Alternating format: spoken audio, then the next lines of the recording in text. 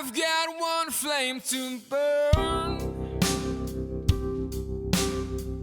one race that I can say I ran. Good morning, everybody, and welcome to the 21047.com podcast. My name is Keith Cartwright, and I am the host of this show. I'm glad to have you along today, joining in my one flame to burn, my attempt to run to dark with the light that I have found in my running journey and in the stories of some friends that I've been lucky enough to meet along the way, and in many cases, friends that I've been lucky enough to run with along the way. So let me open by apologizing. My voice may sound a little different to you this morning than it has. That's the result of this cold that I've been battling for the past week or so, and the cold is pretty much gone. I feel great, but what remains is this sort of new addition of my voice that I hope fades fast. So I want to first start this show off by thanking my friend Kelly Anderson. As many of you know, part of my mission with this show and the website and my writing is to reach as many people as possible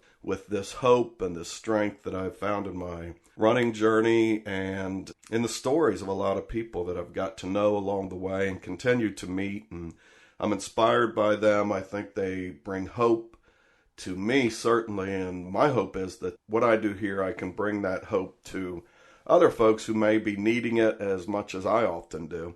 And so one way I try to grow what I am doing is through my Patreon site. It's a partnership where readers, listeners can partner with creatives in a financial partnership. This past week, Kelly Anderson agreed to support me at a level where she becomes a sponsor of these podcasts.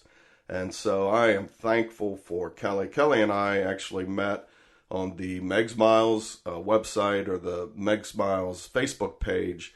We've been friends for a couple of years, fortunate enough to meet in person a couple of times, and really fortunate that last year we actually ran our first marathon together. There was a long run or two in the training when I'd get text messages from Kelly pushing me on, supporting me, encouraging me, and so she's been a friend and encourager long before she decided to help me with this project. I thank Kelly for what she's doing, her belief in me. That, as much as the financial support, just means the world to me. It gives me certainly the confidence that I will indeed be able to bring hope to people, and that the stories of the friends that I meet mean something to people, and so I thank her for that.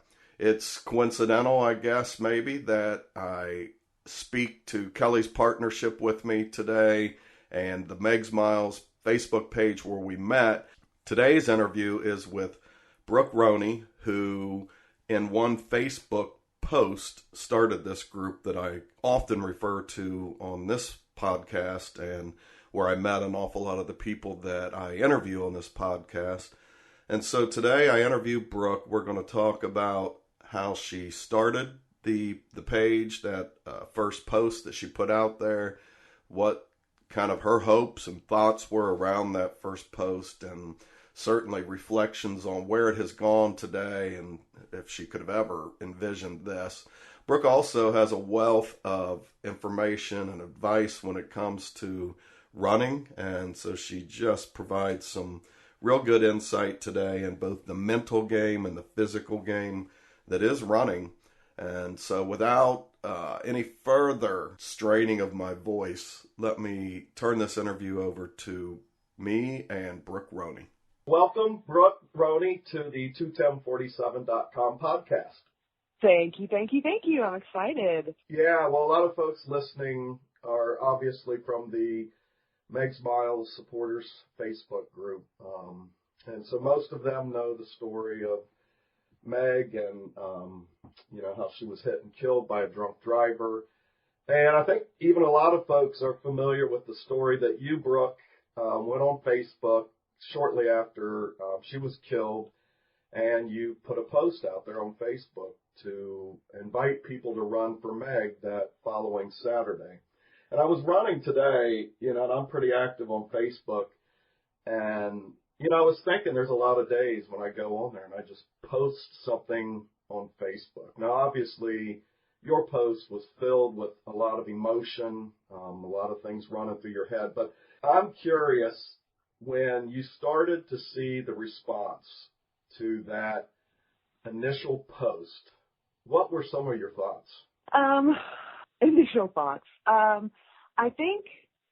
Obviously I was thrilled, elated that people were responding. My initial thoughts were when I heard about Meg's death was I want to help. I want to do something to help. And, she was killed by a drunk driver, as we know now, but I remember at the time, there was concern about, stating the facts of the case. And, there was a case and all that stuff that goes along with prosecuting a guy in court and all. So, we knew he was distracted.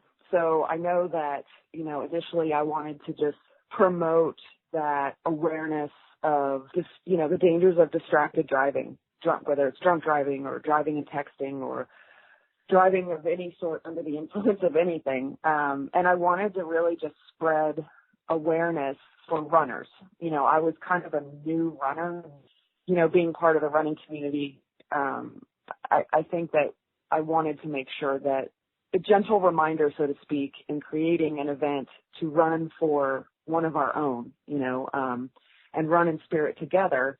But at the same time, like a gentle reminder for everyone, running on the left side of the road and running, not with your music super loud. And not to say, Meg wasn't doing any of the wrong things.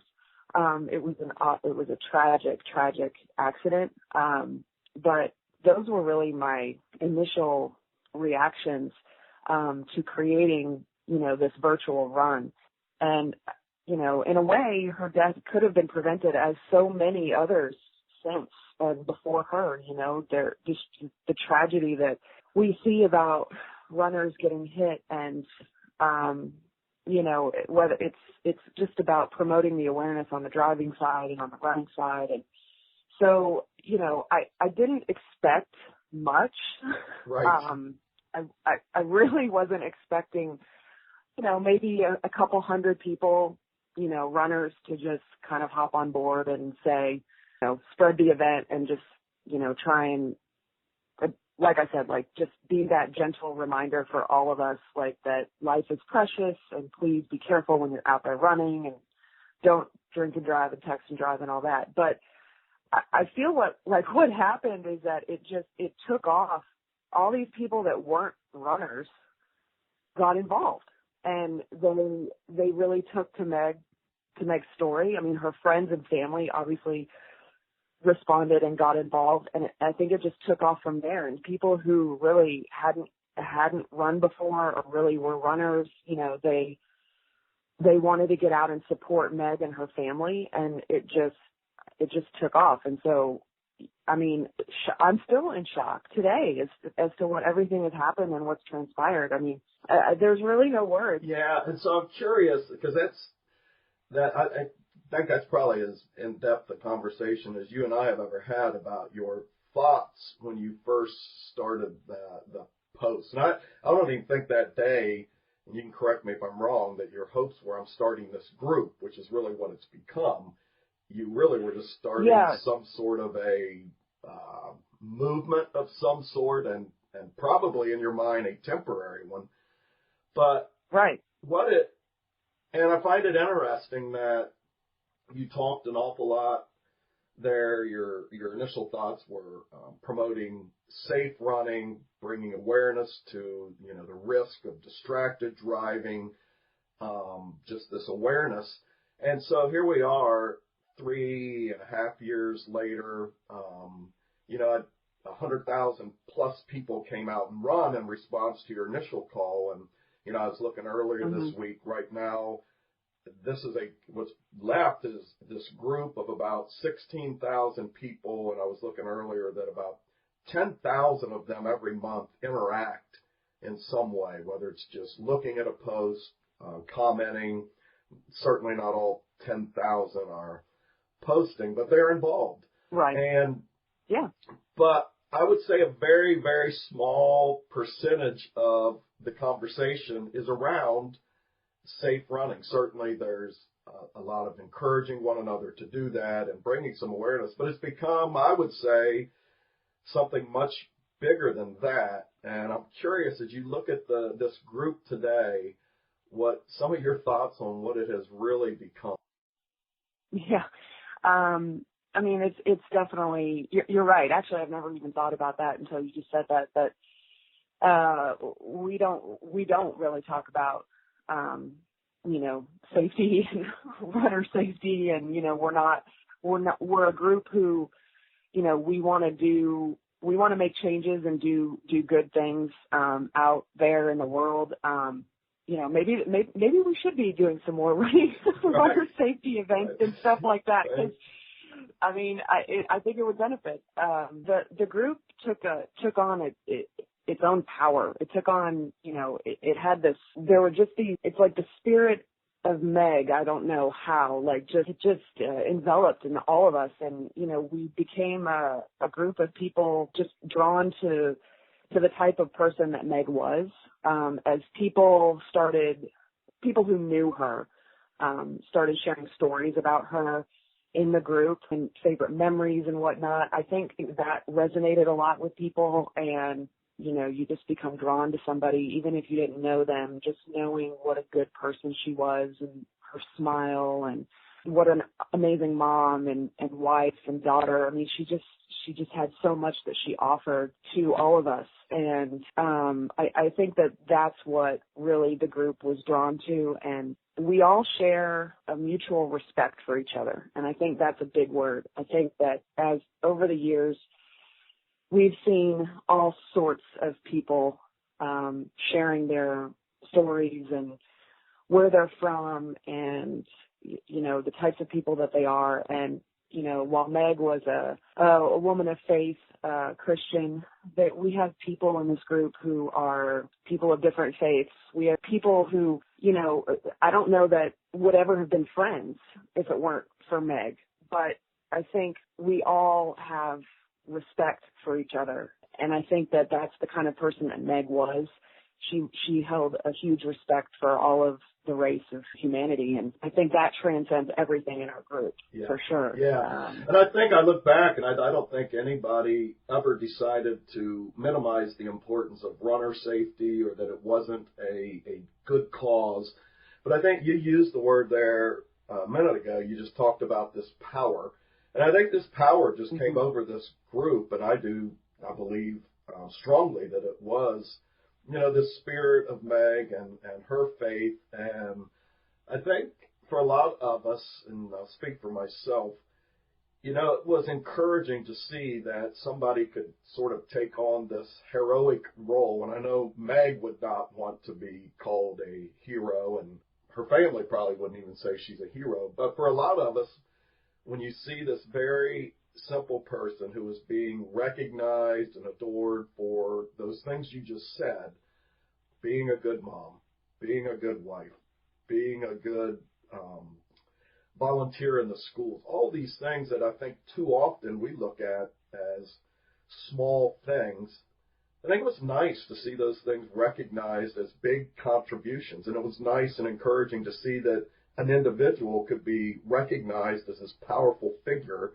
And she didn't have to be this star athlete or this rock star or the president or any of these things that we too often kind of start to idolize. She was just a good person. And I think that rallied a lot of people. And I think we did start to and do continue to take on her personality. And I think most of that is rooted in what you just said, this respect for people, just this desire to find the good in other people, no matter what faith or no matter what color, no matter what state or no matter anything. And so I think that's been the power, and it's been awe-inspiring to be a part of. I'm curious, and so because of that, because the group has taken on that sort of power of community, and I think of community as just this group of people somehow coming together, you are aware that we were invited as one of 100, I think it ended up being 125 groups to this Facebook summit in Chicago where Meg got to be talked about and the story of this group got to be talked about in some fairly prominent ways. And to me, that was just another amazing step in this journey. So I'm wondering, again, as you, the person who with one Facebook post started this, what your thoughts were watching this take place in Chicago. It's all surreal to me. I know I told you before that when, you got the invite, when we got the invite, but I know you were the one who went out and, definitely put a name on us, like wanted to showcase us and all the awesome that our group is, but when we got that invite, I mean, I still don't have words for it. And in the grand scheme of things, it matters, but at the same time, like, it doesn't matter in a way. Like, it's not, we're going to keep doing what we're doing. And I think that to have the recognition has been great, and just to be able to share Meg's story, I don't think it changes anything for us as a group. Yeah, that was one thing I think that's the biggest thing I took away from the summit, and you just said it, that, I think the summit was being held as very strategic. Facebook has seen the power in these groups, and so their thinking is, how can we bring more groups together? How can we continue to build these strong groups like this with this idea that, we can change the world through community? And I happen to agree with that. But I left there thinking that, there were a lot of strategies shared, how to build your group, how to improve your group. And I left there thinking that, and I don't know, maybe this is cocky in some ways, or maybe it's just reality, that there really isn't much we can do to improve our group, and I don't mean that to say you're an administrator of the group, and I am. It's not that we've done anything brilliant. In fact, as I sat and listened to a lot of the administrators talk about the different challenges in their group, the conflict resolutions, the having to ban all these people, I almost felt bad that our jobs are so easy, that we don't have to deal with any of those things. So I had the chance, several folks asked, well, why is that? Why is this group of yours? Why does it kind of take on this life of its own without a lot of need for intervention and different things like that? And I said, I think the key was that, the group kind of took off on its own path, and I think it really was following this spirit of who Meg was. And I think, in the beginning we were pretty committed. That's what it was going to be then. I think we set some boundaries and some guidelines, but I think people really like the idea of being able to come to a place where they can just celebrate being the good, striving to create good. I don't know. I think it's a mission that just kind of takes on a life of its own. Yeah, no, I mean, we don't have those issues because you're right. I mean, in the beginning, I think we were pretty good and pretty adamant about, I mean, it's not like we were throwing down a hammer and kicking people out and all that stuff, but there just wasn't a need to. I think that there was almost like this, a reverence. It was like, again, it's that respect. I really feel like there's just this respect that people had for Meg's family, I mean, and for her. And you're not, no one, I don't want to say no one wants to step on toes or, it's not like people were tiptoeing, but you just, it wasn't a group, it wasn't a forum for people to come in and start, tearing the place up and rampaging around and being angry and all that. It just, there was never anything like that. And so I guess we were fortunate, but I think it just all was from the beginning, this power of respect for Meg, her story, her family, and for each other in the end. It just became our culture. Yeah. And I think we did a really good job of keeping the focus on Meg. Yeah.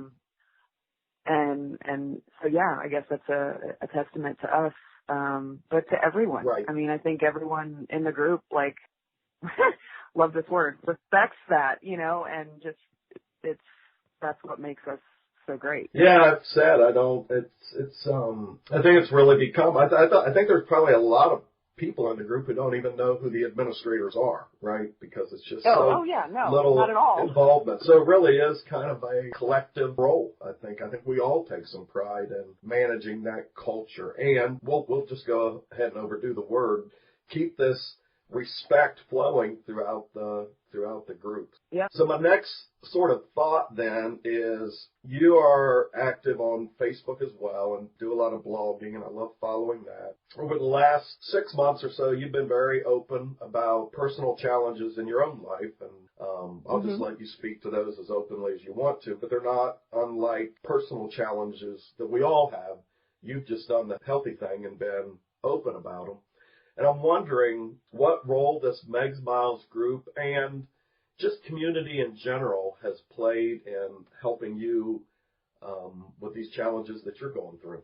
Yeah, well, for anyone who doesn't know, I had a knee surgery in November that took me out of running. And so that's been kind of a turning point, so to speak, in my own life. And so, yeah, the last year or so, I've been pretty introspective, let's put it that way. And I think that there's a sense in the group of unconditional love. Visiting Megs Miles all the time because I was running. We're always posting about our runs, and we're always posting about great achievements that we're doing, and even just the regular old runs out there and all of our struggles. But no matter what anyone posts in our group, no matter what their struggle, there's clearly always support for that person and for whatever they're going through. And again, that sense of unconditional love, and you just have a feeling when you're posting in Megs Miles or you're reading, you feel safe. You feel like you can be yourself and you can be transparent, and you're not going to be judged. And I think that has had an impact on me. And the fact that, there's so many people who have been open with their struggles due to injury as well, to other personal struggles. And, Meggers, I love calling us Meggers, they inspire me. And I mean, I don't think that I would be as open if I didn't know that I would have that support and love and sense of being safe from people who have now become my friends and family. So many of them, we connect off of Facebook as well. And, to look at what truly matters, and what's really important to me are some of these relationships and friendships that I've made with so many of people in our group. And I mean, it is a part of my life now. I mean, it's such a huge part of my life, and just being able to have all these people behind me, no matter what I'm going through, it means a lot. And so, I don't know. You lost my train of thought. No, actually, it was beautiful because, and I'm sitting here kind of goosebumps. That's why I love doing this. I love having these conversations because you said a couple of things there that I always wonder about, what makes this group what it is, which is just so powerful to me. I completely agree with you. It's become such an important part of my life. But you said two things there that I really never thought of them together. But you said introspective, right? And I think this group, I don't know if it's just runners. I think we just spend so much time out there running, and a lot of it by ourselves. I know for me, and taking up running, I think longer and deeper, some days probably way deeper than I need to, but I spend a lot of time deep thinking, and you start to realize some things about yourself. But then I think the power in the group is feeling safe that these things I'm thinking about and these things I'm discovering about myself, to kind of take up a sport or an activity that comes with this group that allows you to safely present these things you're discovering about yourself. I think that's powerful, and I never had thought about it until you just said that. So, hey, thank you, Brooke. I appreciate that. Sure. Together we can come up with some some brilliance that that wasn't even in our notes. So this is what we call on the fly brilliance. But I promise you there'll be a blog post coming about that really soon, because it just put this thing in me that now I'll have to get out there. But so talking about running, and I always go back to the reality is that I think of this Megs Miles group as a family, but for the most part, it really is a group of runners, and I think they've just found a way to take running and then sort of combine it with family and real life, which I think is a very cool thing. But you recently posted on Facebook that you kind of gone through a change in the way you look at running. And I think this is pretty close to your words. You said it's gone from a form of escape to something you treasure doing just for the sake of doing it. And so I wonder, boy, if you'd talk about that a little bit. Yeah, I mean, I wrote this blog post because last week I actually ran a full mile without stopping for the first time in like a year. And, what seems so small, and such a, I don't want to say an easy thing. For anyone who's never, run a mile, it's an accomplishment in and of itself, for a lot of people. But, as someone who had run a marathon and was in training for another one and never thought I was going to be a runner anyway, became a runner and then had it taken away from me because of injury, it just kind of made that run and accomplishing that mile that day really just got me thinking and looking back over the course of, the last year. And what I realized was that I used to run and I felt like I was running away. So many of us as runners, like we go out there and run because we want to relieve stress. We just want to, get out of the house if we're having a fight with our spouse or our kids are driving us nuts or whatever. And we're just like, let's get out of that. I need to go for a run. Like, just want to escape whatever, that situation is, that stress that we're dealing with. And I did that. That's pretty much why I ran. I was running, at first I was wanting to make sure that, I didn't gain weight back because, running in the beginning for me was part of my weight loss journey when I had gained weight. And so, I was running because I was afraid. I was running out of fear. I didn't want to become that person that I was before. So I was running away from whatever it was I didn't want to be, I guess. And now, having it taken away and being able to do it again, I feel like I'm more running towards something. And I'm not running away. I'm running more happiness, just more running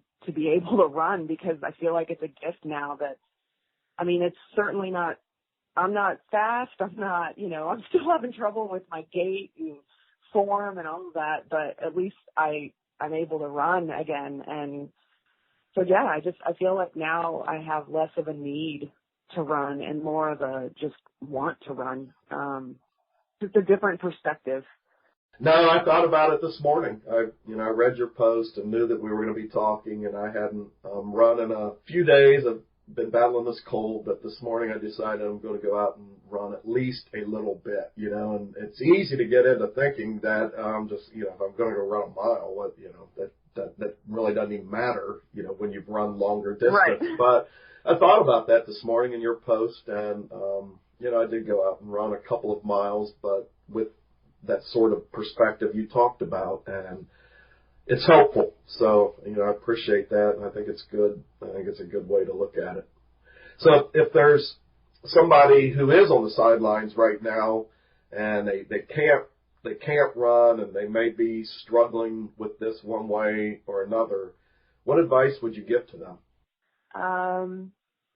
I know it's hard and it stinks.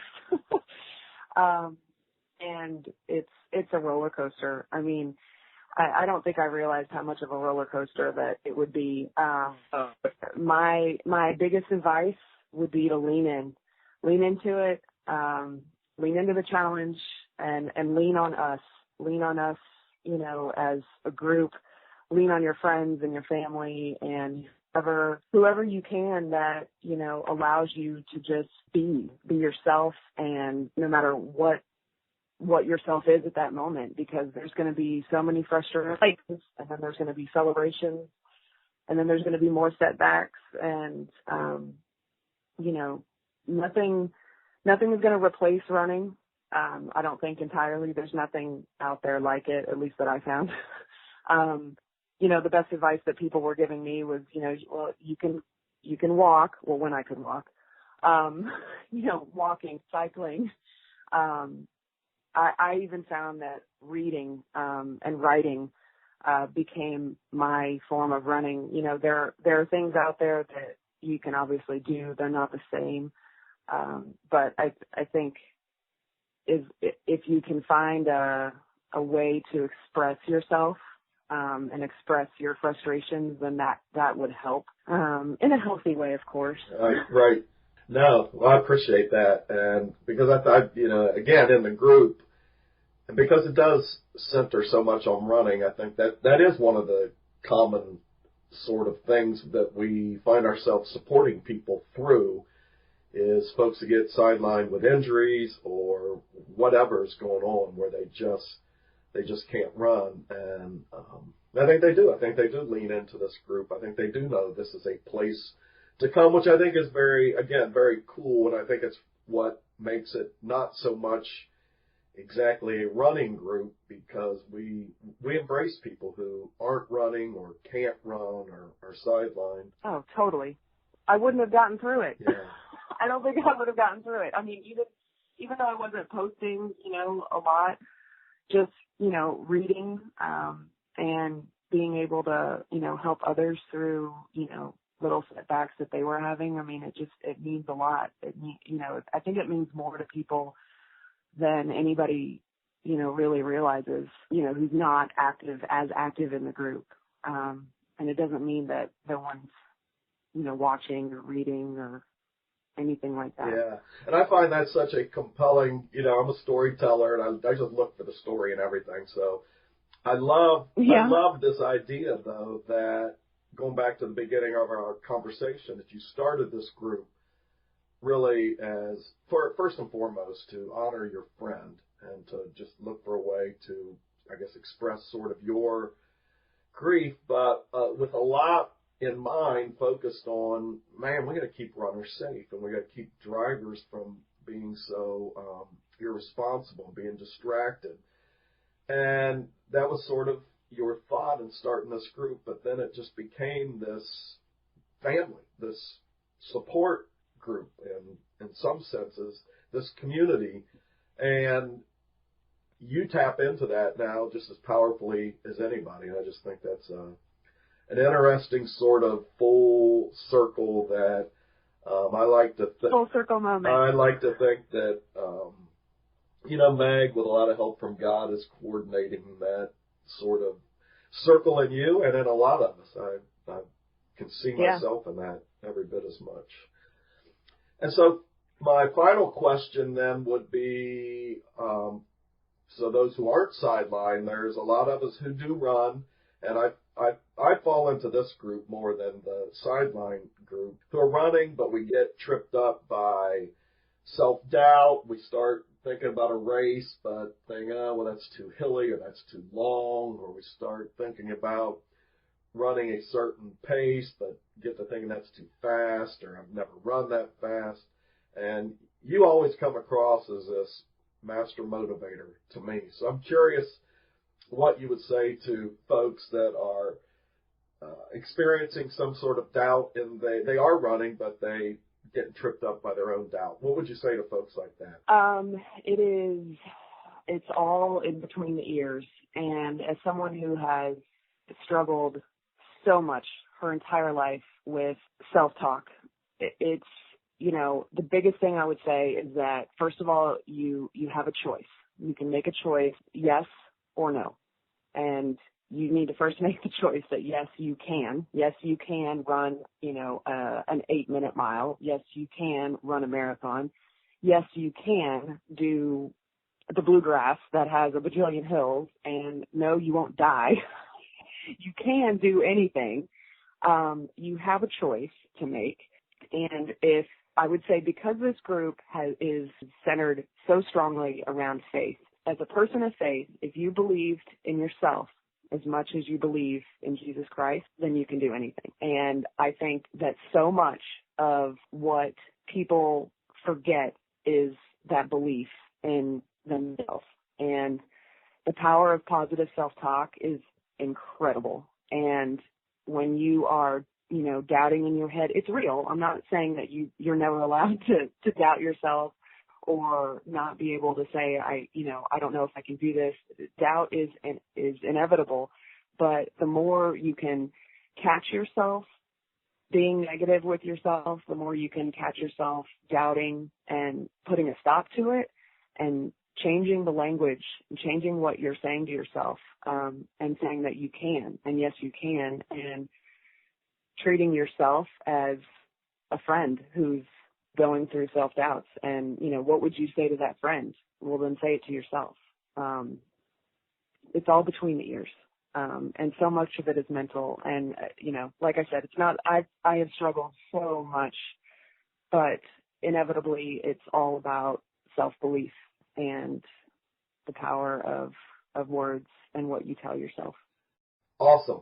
Oh, that was a powerful final answer. But that's the you I've come to know, and that's why a lot of what I do today in terms of running started with encouragement that came from certainly you and a few others way back then when there wasn't just self-doubt. There was this is just not going to happen when it came to certain pieces of my running. So thank you for that. And then on behalf of a lot of people that get so much out of this group,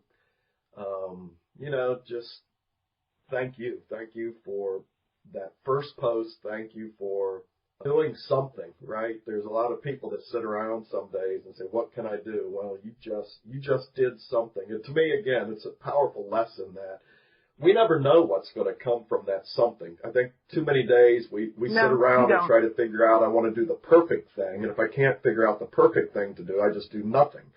No, you're right.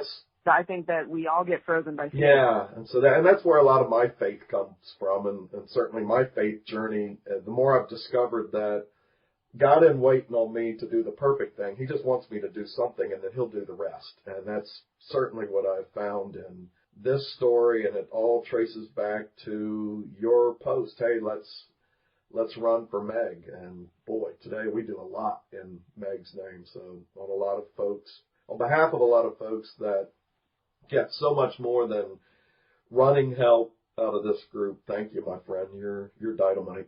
There's no need to thank me. No, thanks. Yeah, well, I'm doing it anyway. And thank you for taking the time this morning to talk with me and being a part of this conversation. I'm very excited to be able to share it. No, thank you for having me. I'm honored. I have just loved following you and what you're doing with your blog and your podcast, and I'm telling you, you're like the godfather to me. So I'm totally honored to be a part of it. So. That might be just a bit much, but I appreciate it, and I thank you. And I will be sharing the link to your blog. I love seeing you getting more fired up about your writing and sharing your heart, which to me is just, that makes good writing when you're just writing what's coming from your heart, and you're doing that well. So I appreciate it, and I look forward to pointing some folks to follow you, and I hope you have an awesome weekend. Thanks. You too. All right, Brooke. Hey. And feel better. Hey, thank you. I appreciate it. Thanks again. Talk to you soon. Okay. See you, friend. Bye-bye. Bye. Well, thank you, Brooke, for being on the show. I think that was just awesome, tracing sort of the start of the Meg's Mile Supporters Facebook group all the way to the beginning to where it is today, and just how much it has impacted Brooke on a personal level, and just the heights that it's sort of reached beyond where she ever thought that it would go. And I think the amazing part is there really wasn't much thought about where it would go, and it's ended up in such a beautiful place. And I think that's a reflection of Meg Menzies, the young woman that this group has come to reflect, and certainly the number of people who've come together that just simply want to embrace goodness, right? Goodness in running, goodness in living, and I think that's powerful. I think it gives me a lot of hope that there are people out there genuinely searching for good. They long to have this goodness in their life. And the small piece of that running can bring, that the running community can pull together, I'm thankful for the opportunity to be a part of that. I'm grateful for conversations that I get to have with people like Brooke, who exemplify that spirit of goodness. And so thank you, Brooke, for being a part of the show today and just sharing all that you have to offer. Anybody interested in learning more about the Patreon partnership that I talked about in the opening of the show that my dear friend Kelly Anderson came on board with this week, you can go to my website, 2tim47.com, TWOTIM47.com, and click the Support Me tab, and it'll tell you a little bit more about that. You can go there and find ways to contact me. Go to the podcast page and scroll all the way down to the bottom. There'll be an email address there and a phone number where you can get a hold of me to leave comments about today's show. You can give me some ideas for things you'd like to hear talked about on a future show, or folks you might have an interest in hearing interviewed. So feel free to go, again, to tim47.com, TWOTIM47.com, and just see more about these shows, what's going on around this and the mission. Any consideration you might give to partnering with me is welcome. But in the end, what I treasure most is the folks that come and listen, the folks that get something out of these shows, the folks that share the inspiration they get with others. They pass on the goodness, which is really what I want. Let's just keep this movement of good and fighting that good fight, and let's finish our races. Let's all work together to help each other keep the faith. And in the end, that's the partnership I want most. So you all, I hope you have a great day. I hope my voice will sound a little bit different the next time we talk. But until then, you have a great week. I hope you all have some great runs out there. If you're running, I hope your healing is going well. If you're healing, or if you're just watching this crazy sport, enjoy it. And I hope you're as inspired by it as I am and many others are. So you have a great week. Thanks. Can't stop now. Look how